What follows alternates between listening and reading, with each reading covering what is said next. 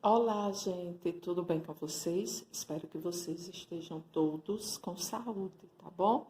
Então, galerinha, nós vamos estudar hoje um conteúdo novo no livro de História, na página 36, tá bom?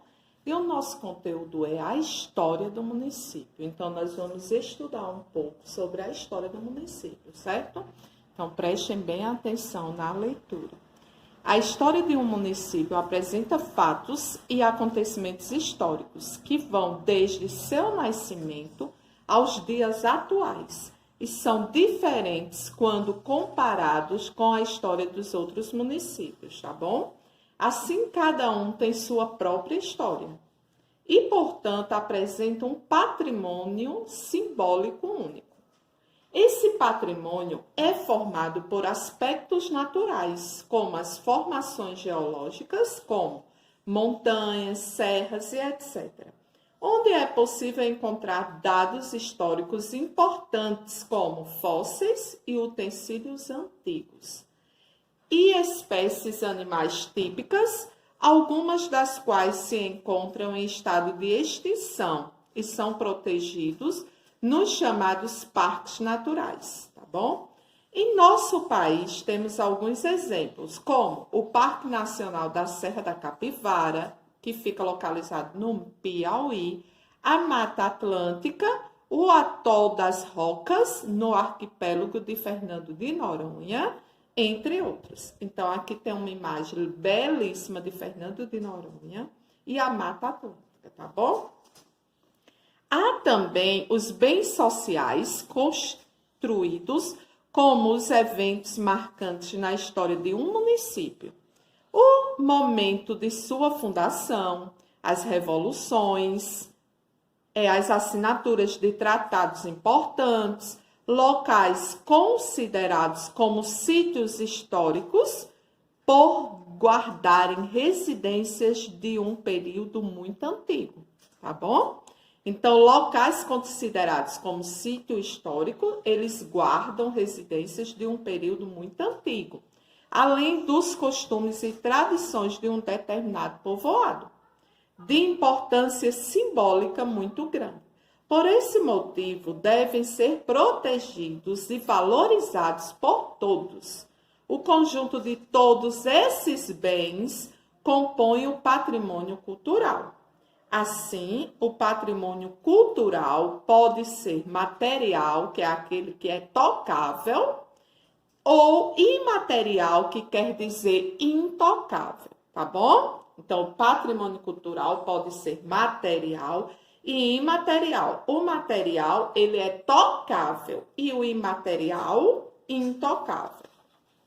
Podem ser classificados como pertencentes ao patrimônio cultural material, bens imóveis. O que são bens imóveis? Como obras de arquitetura, escultura, pintura, núcleos urbanos, sítios arqueológicos e paisagísticos. Tá bom? Isso aqui são exemplos de bens imóveis. Já os bens móveis são coleções arqueológicas, acervos dos museus, documentos, bibliografias, arquivos, vídeos, fotos e filmes. Também é importante pontuar que fazem parte do patrimônio cultural os vestígios subaquáticos que estão submersos há pelo menos 100 anos. Podemos ainda classificar como pertencentes ao patrimônio cultural imaterial expressões artísticas, como plásticas, musicais, cênicas ou lúdicas, celebrações, conhecimentos, ofícios, técnicas, bem como os instrumentos, objetos, artefatos e lugares que se relacionam às práticas culturais. Grupos, comunidades e, em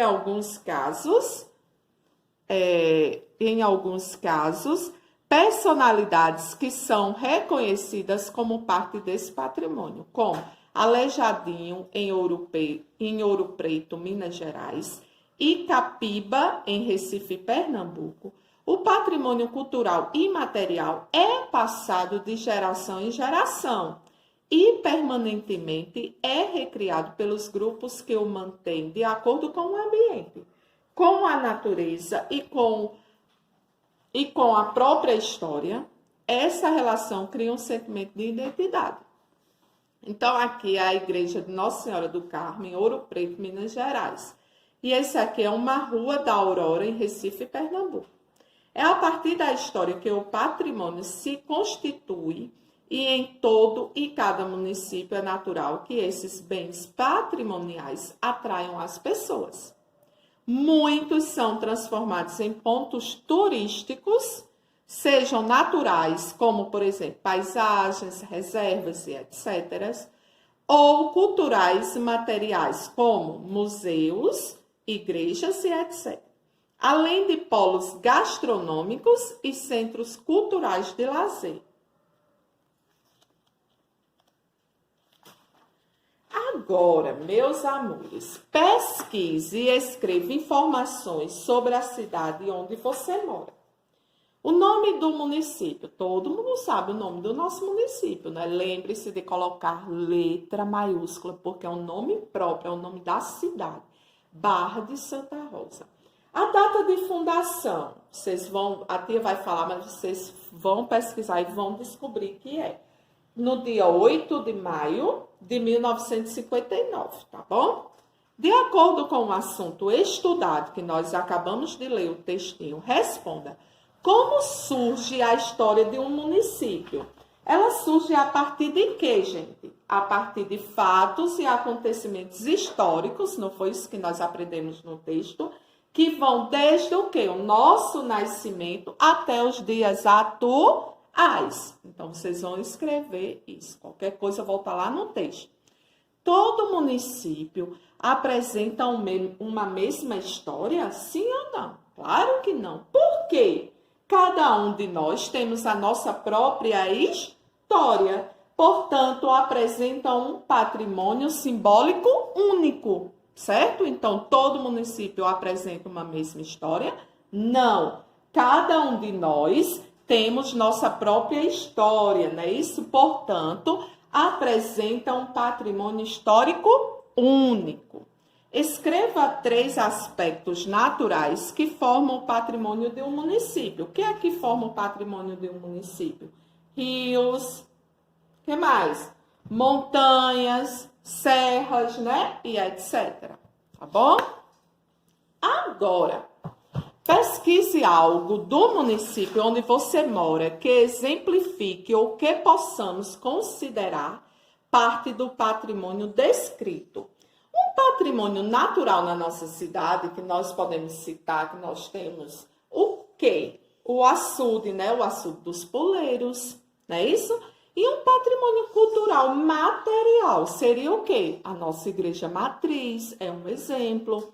Um patrimônio cultural imaterial poderia ser o quê? As danças populares, né? Quais são as danças que nós temos no nosso município? Nós temos quadrilhas, né? Nós também temos celebrações, que são as missas. Nós também temos os lugares. Quais seriam os lugares? O mercado, onde se concentra a feira, não é isso? Então, patrimônio natural seria o açude, né? O patrimônio cultural material seria a nossa igreja matriz, e um patrimônio cultural seria as danças, as celebrações, né? Os lugares, tá bom? Imagine que você receberá um amigo que mora em outro país. Pesquise e monte no espaço abaixo um roteiro turístico de maneira que ele conheça os seguintes pontos: um sítio histórico, tá aqui, um ponto gastronômico, que tem a ver com comida, né? Um centro cultural e um centro de lazer no município onde você mora.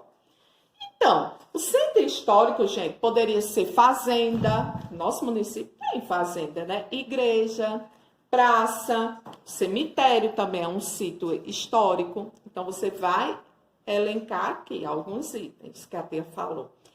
Polo gastronômico, gente, tem restaurante. O restaurante mais conhecido aqui, antigo, é o restaurante de Condá. Antigamente também tinha o de Tenente, né? Aí o centro cultural, gente, poderia ser as danças, que é a nossa quadrilha, né? E o centro de lazer, a mais conhecida aqui da nossa cidade, que é tão linda e famosa, muito falada, é a nossa Praça Frei Martinho, tá bom? Agora, na questão 6, que diz o seguinte, vamos lá. Existem patrimônios culturais tão importantes que, por seu valor paisagístico e histórico, passaram a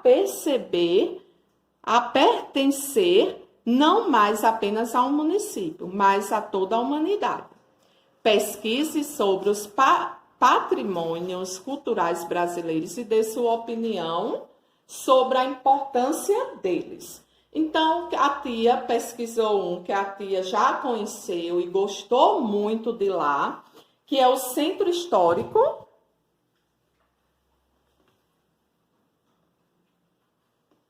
É o Centro Histórico de Olinda, que fica no estado de Pernambuco.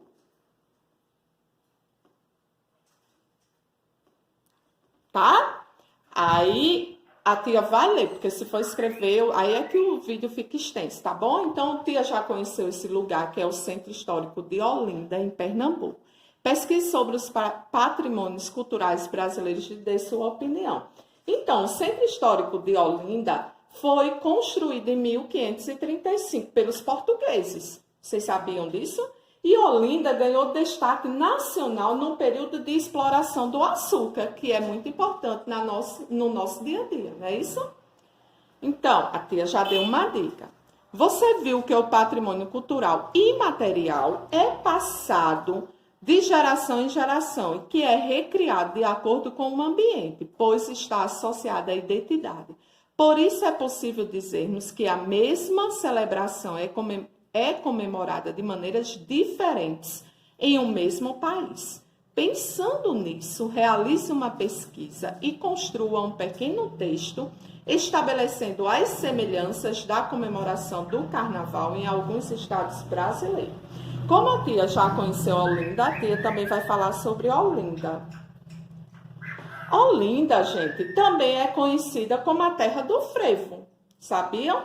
E é considerado um dos melhores lugares para brincar o carnaval, além de suas ruelas repletas de casinhas com fachadas coloridas, encantam os viajantes. Os turistas lotam a cidade no carnaval, tá bom? Então, isso aqui foi o pequeno textozinho que a tia fez como exemplo. E a gente vai dar continuidade à nossa atividade daqui a pouco, tá bom?